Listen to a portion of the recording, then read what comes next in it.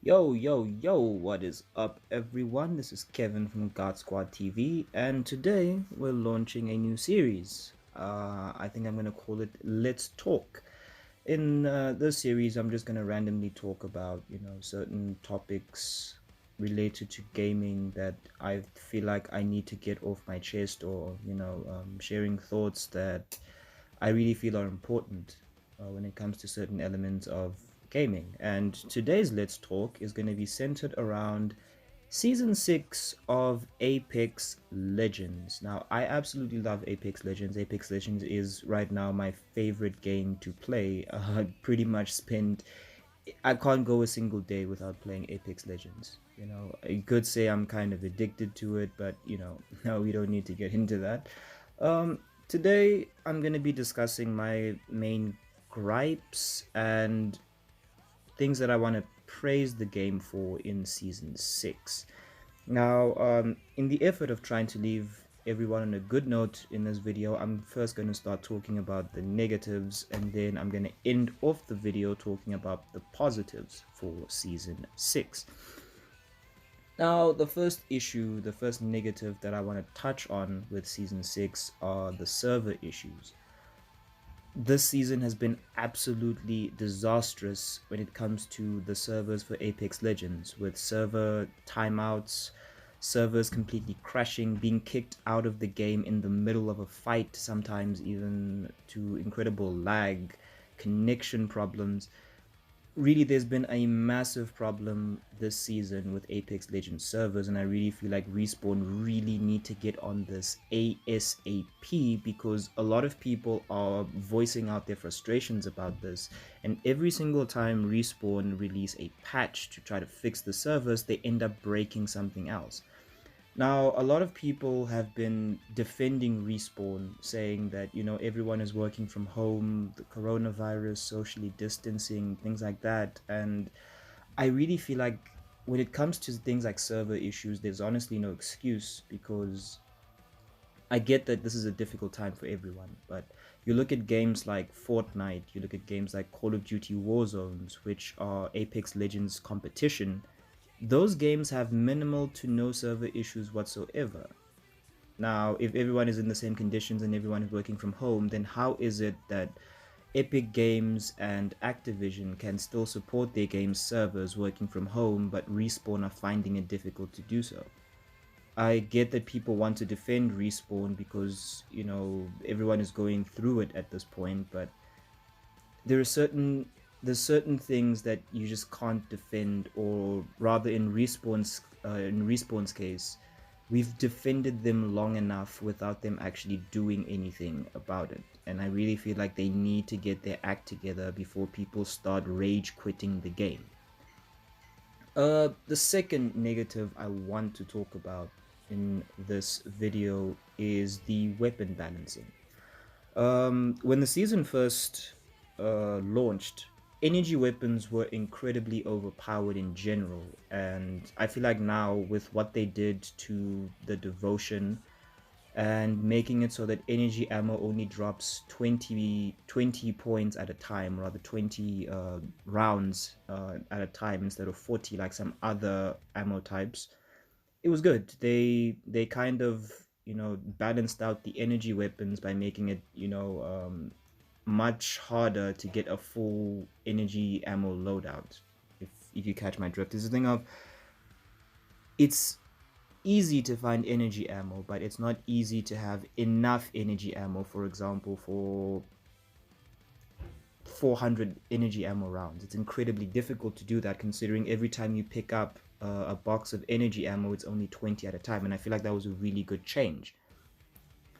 But one specific energy weapon, which is the one I used for this match that I am recording for you, the Vault SMG. I have a massive problem with the Vault SMG, and my problem with it is that the weapon is far too overpowered. This weapon has an incredibly fast fire rate. It doesn't have the insane amount of recoil that the R99 had, for example.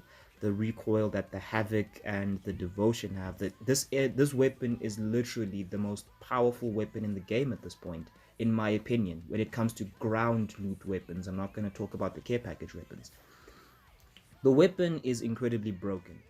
Going up against someone who has a vault is incredibly frustrating, but using the vault is incredibly rewarding because of how easy it makes fights, how easy it actually makes, fights going forward. That's pretty much been the main gripe for a lot of players in Season 6, and that is energy weapons are fun to use but are a nightmare to go up against. And I think this is especially prevalent with the Vault SMG. The weapon is incredibly broken, and in my opinion, this weapon needs to go into the care package. The weapon is far too powerful to be put on the ground with ground loot. And I get that the weapon is new and Respawn wanted people to use the weapon to get used to it and everything, and that's fine, but the weapon is just far too powerful right now. So what they can either do is at the half season mark, they either need to nerf the gun incredibly with a much more difficult recoil, for example, or they just need to put it in the care package at the half season mark. Now I think that the gun definitely needs to be put into the care package next season. This season might be a bit too early, it might be a bit premature, but next season I really feel like Respawn need to put the Vault SMG into the care package. Now, also on the topic of weapon balancing, for me, the R99 should not be in the care package. I really don't understand that decision. In my opinion, the R99 was reasonably balanced. It had reasonable recoil for an SMG. It was incredibly good at close range, but far difficult to control at mid to long ranges. I feel like the weapon for me was fine as a ground loot weapon. Now, if any weapon, in my opinion, should have been there to replace the Devotion, which was taken out of the care package this season, I mean, if they wanted to take the Devotion out and put another weapon in, I really feel like the smarter choice would have been the Prowler SMG. Now, putting the Prowler SMG into the game, into the care package, I mean, accomplishes a lot of things. For one, it gives Respawn the chance to take the select fire out of the loot pool because the select fire only works for two specific weapons, that being the Prowler and the Havoc. Now, I don't know who uses the select fire for the Havoc, but it is incredibly useless. I do not like using the select fire for the Havoc because for me, it does not accomplish the job that it's supposed to. The Havoc takes way too long to load for a single fire for it to be used effectively at long range. So for me, removing the select fire from the loot pool by putting the Prowler in the care package allows the double tap trigger and hammer points to become easier to find. Now, people use the turbocharger for the Havoc anyway. No one really picks up the select fire for the Havoc. So I really think that having the Prowler in the care package, removing the select fire, makes it easier to find double tap triggers and to find hammer points. Now, I don't know how the game's loot system and loot balancing works, but for some reason, every time I find a hop up, 7 times out of 10, it's going to be a double tap trigger. Now, again, I think it was an incredibly smart decision to take the precision choke out of the loot pool by having them permanently attached to the triple take and the peacekeeper. I really feel like, taking the select fire out of the ground loot kind of, it gives people more of a chance to find the hop up that they need, because in all honesty, it's incredibly difficult for me in this game to find hammer points. I don't know how that works, but for some reason hammer points are incredibly difficult to find in this game, whereas double tap triggers are found in abundance, and I really don't understand that. So I really feel like, the Prowler being put in the care package to replace the Devotion would have been a much better choice, because in all honesty, the Prowler with the select fire attached is one of, if not the best ground loot weapons in the game. The range is absolutely insane, the rate of fire is insane, the handling is easy AF. Now, I feel like that is care package material right there. If you have a different opinion, I'd be glad to hear it in the comments below. Move on to the next negative for me, and that is two specific, or rather three specific legends that I actually want to talk about. Those legends being Bangalore, Pathfinder, and Wraith. Now I'm gonna start with Bangalore. Bangalore has been consistently the most balanced legend in the game. There's not really much you can do with Bangalore's kit to change her, and she's pretty much stayed the same from season 1 all the way until now. And it's a testament to how good a character that Bangalore is that they've never seen the need to nerf or buff her. She's been squarely down the middle. She's a good legend. Now, for me, the one gripe I have with Bangalore, again, I really do believe she's a balanced legend, but I feel like there's one thing they could do to kind of make Bangalore more viable, and that is have her airstrike detonate a bit faster. As it stands, every time a Bangalore drops an airstrike on my position, I have enough time to run away into a building or to take cover away from the airstrike. Now, that kind of defeats the purpose of an airstrike for me, because if the airstrike is supposed to be used offensively, then I don't understand why they made it so easy for me to escape the airstrike. I really feel like the moment the rocket drops on the ground, there should be maybe a 3 to 5 second waiting time before it blows up. I really feel like even dropping it down to 3 would work, because that would make the airstrike more effective. Because as it stands right now, Gibraltar's airstrike is far more effective than Bangalore's airstrike, as the Gibraltar's airstrike pretty much hits you instantaneously. So I feel like that's one thing they could do with Bangalore to kind of freshen her up, and that is just have her ultimate just detonate just a bit faster. The next legend that I want to talk about in the negatives column is Pathfinder. I really feel like Respawn have done Pathfinder dirty since season 5. With the introduction of Loba into the story, her ability was similar to Pathfinder's in many ways.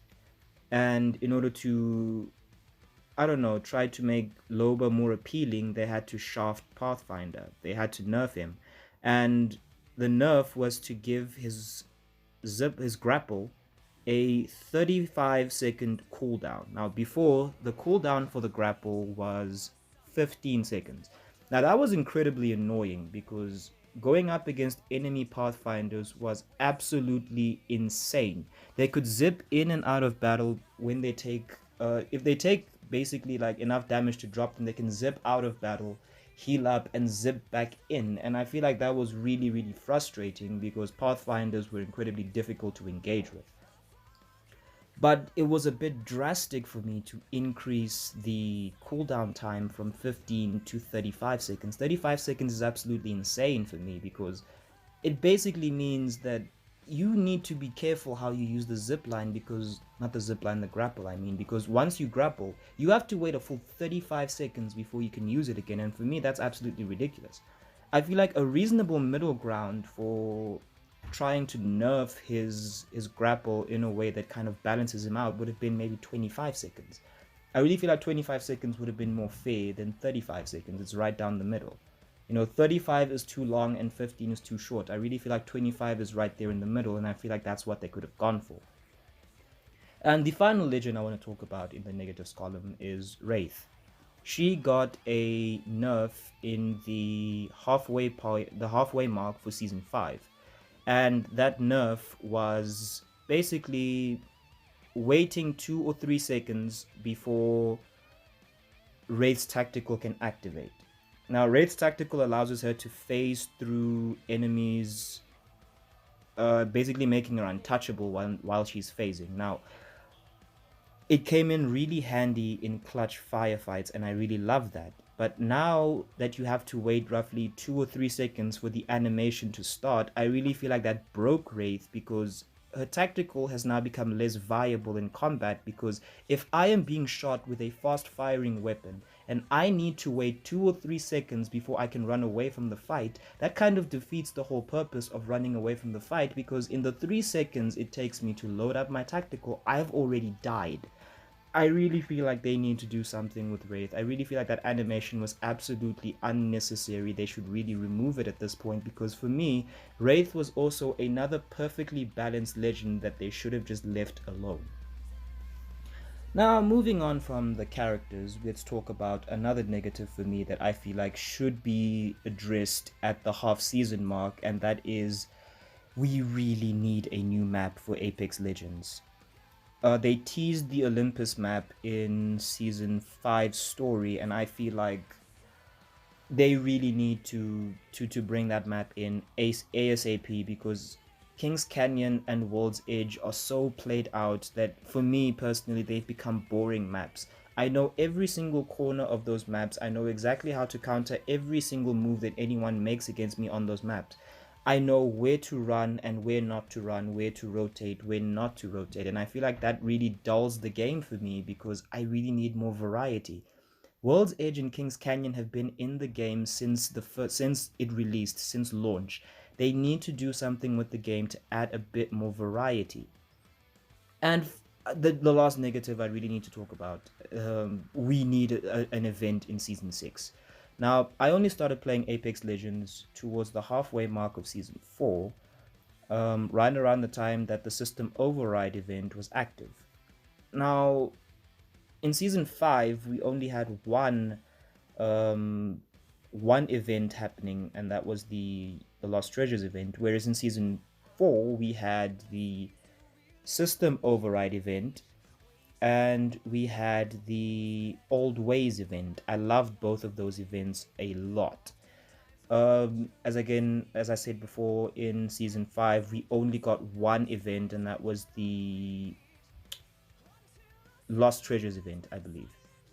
We also need better limited time modes, in my opinion, because I don't know about anyone else, but I am absolutely tired of playing Armed and Dangerous for the millionth time. They need to do better. They need more limited time modes to keep the game fresh. As we stand right now, they have a new limited time mode called Dummy's Day Out, and I feel like this is a good limited time mode because, I really dislike the Armed and Dangerous event.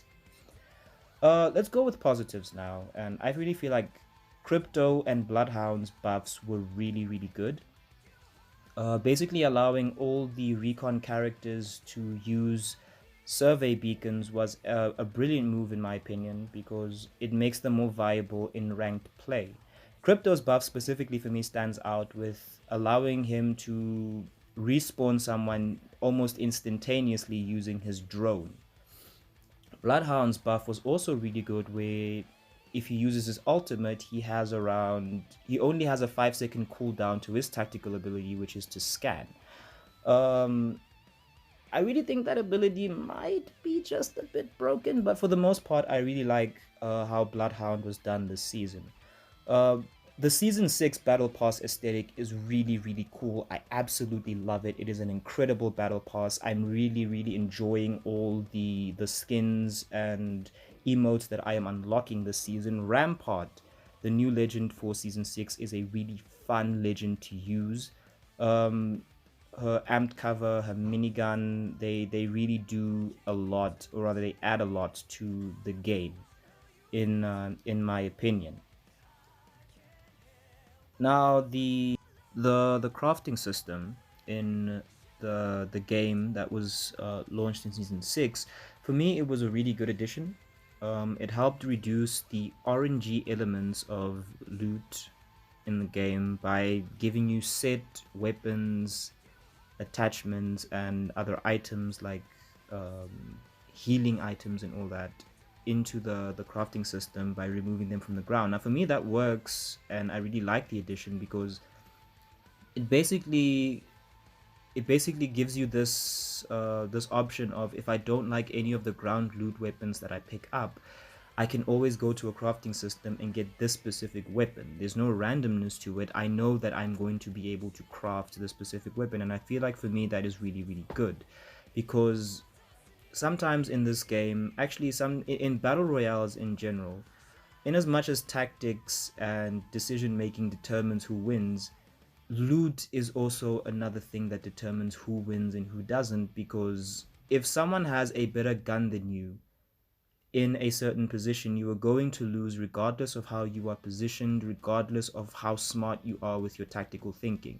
A better weapon will take you out no matter how good you're positioned. And putting the crafting system into the game to kind of reduce the RNG elements of loot was a really good addition, and I really loved it. I thought it would give the game a lot of comparisons to Fortnite, but I like how they implemented it into the game, and for me, that is a really good positive. Now, that pretty much wraps it up for my positives that I want to talk about. I really feel like Respawn need to do something with Apex Legends in Season 6 because right now the game is frustrating a lot of people. The balancing is all over the place, and I really feel like Respawn need to do a lot of work this season at the halfway mark to really try to turn the season around because in all honesty, season 6 might very well be the straw that breaks the camel's back. A lot of people have been complaining about the game, and I really feel like season 6 might be the last straw. And people seem to think that we criticize Apex Legends because we dislike the game. We don't. I personally love Apex Legends. I'm not criticizing it because I hate the game. I'm criticizing it because I love it. I want Respawn to do better with this game. I really do. I want them to give us a good experience with the game that we've been helping them support. I really feel like as the player base, we deserve that. We deserve a really good experience in the game, and Respawn need to deliver. Making excuses for Respawn, it's counterproductive. It makes Respawn become complacent. It gives them a reason not to do anything because they can use the coronavirus and working from home as an excuse not to fix a game that desperately needs to be fixed this season. But anyway, guys, those have been my thoughts on Apex Legends Season 6. This is Kevin from God Squad TV, and this has been Let's Talk Apex Legends Season 6. Have a good day, guys. See you all later.